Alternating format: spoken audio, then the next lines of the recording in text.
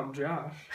And I'm Scott. And this is the American Revolution. You can't even see. My name is Scott. I'm going to be talking about the Stamp Act of 1765. This act was passed by the British Parliament after the end of solitary neglect.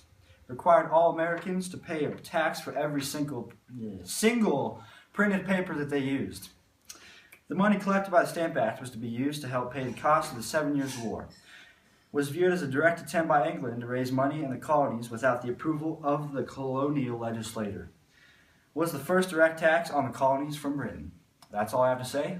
See you next time. Hello, I'm Josh, and I'll be talking to you about the Intolerable Acts, which were the British response to the Boston Tea Party. They were a series of punitive laws passed by the British Parliament in 1774 after the Boston Tea Party. They were meant to punish the Massachusetts colonists for their defiance in throwing a large tea supplement into the Boston Harbor. They closed the Boston Harbor until the payment was filled.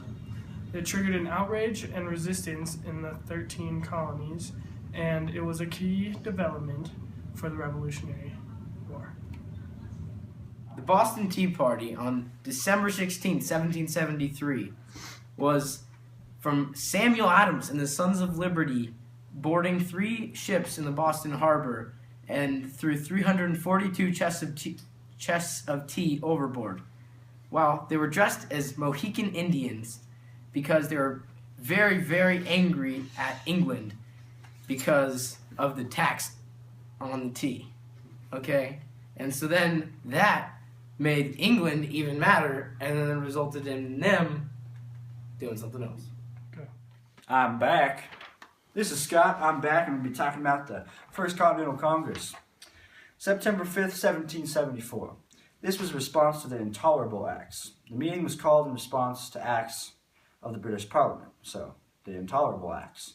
The First Continental Congress took place in Philadelphia's Carpenter's Hall on September 5th, 1774. They served as the government of the 13 colonies and later the United States of America. Josh again, and this time I'll be talking to you about the Declaration of Independence, which, as we all know, happened on July 4th, 1776. It was drafted by Thomas Jefferson between June 11th and June 28th, and was adopted by the Continental Congress on July 4th. It was announced that the 13 colonies were at war with Britain, and officially broke the U.S. away from Britain. That's all, folks. Joey again. Lexington and Concord, April 18th, 1775. This was a very, very quick part of the war. It really just triggered the event of the Revolutionary War. No one really knows who shot first, but it was just the first military engagement where 2 sides were standing there, Britain and American revolutionaries, and then no one knows who shot first, but then they all just started fighting. And then it just really triggered the war, which would have happened sometime anyways. Go. Once again, this is Scott. I'm going to be talking about the battles of Saratoga on September 19th and October 7th of 1777. The turning point for the American Revolution. British General John Burgoyne marched down from Canada to trap America from both ends, with a smaller army coming to meet in from the south.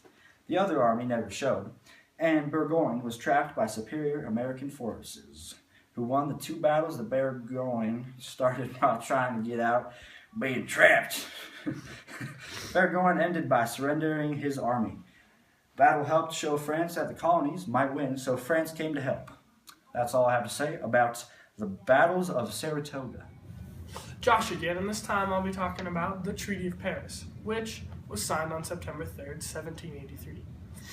It established peace between Great Britain and the allied nations of France, Spain, and the Netherlands. The Treaty of Paris established the independence of the United States and ended hostility between the 2 nations. It was signed by U.S. and British representatives on September 3rd, and it ended the Revolutionary War. It also granted the U.S. significant western territories. The Congress of the Confederation ratified the treaty on January 14, 1784. Great Britain ratified on April 9th, 1784. Go. This is Joey again, talking about Yorktown on October 1781, okay?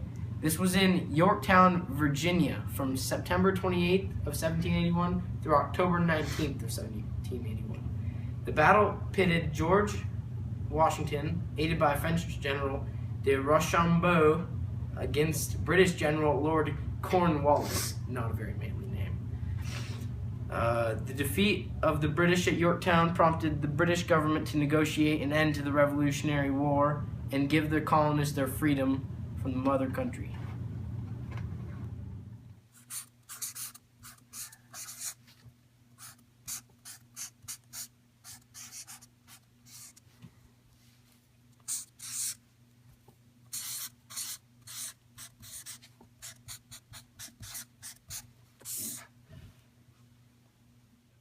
This is the mystery document. If I guess the author correctly, I do not get a taste. If I don't get it right, I will get the shock taser, okay? This is the mystery document. I have directed the proper officers to lay before you, respectively, such as papers and estimates as regards the affairs particularly recommended to your consideration and necessary to convey to you that the information of the state of the Union, which it is my duty to afford, the welfare of our country is the great object to which our cares and our efforts ought to be directed, and I shall derive great satisfaction from a cooperation with you in the pleasing, though arduous task of ensuring to our fellow citizens the blessings which they have a right to expect from a free and equal government. I'm thinking this might be like a John. Hurry up. John Adams.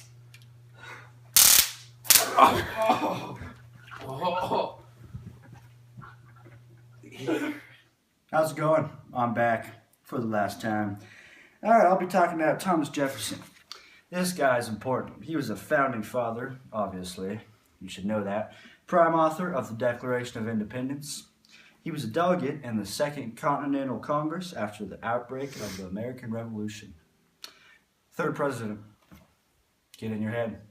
See you next time. Josh here, and I'll be talking to you about George Washington, who was the second president of the United States. And he was... Actually, he was the first president of the United States and had three major roles in the American Revolution. 1. He plotted the overall strategy of the war in cooperation with Congress. 2nd, he was charged with organizing and training in the army. 3rd, he was the representative man of the revolution, and his long-term strategy was to maintain an army in the field at all times, and eventually the strategy worked. You just got burned! Here you go. John Adams was a prominent Boston attorney, okay? He was actually the first vice president after the Revolutionary War, when there was presidents. And he was at the First Continental Congress. He was one of the founders. And actually later, he was on the Board of War and Ordnance for the Revolutionary War. Thanks for tuning in, folks. We'll see you later.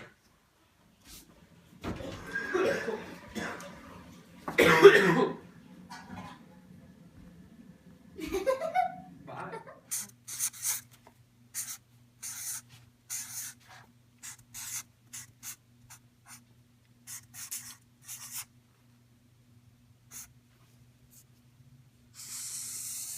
It's recording. No, turn it off. This is Scott. I'm going to be talking about the stand back to 1760s. No, Josh! Yeah. Don't be a sissy, I just did it. That's Come a on. blooper. That's definitely This was way funnier. It hurts. people.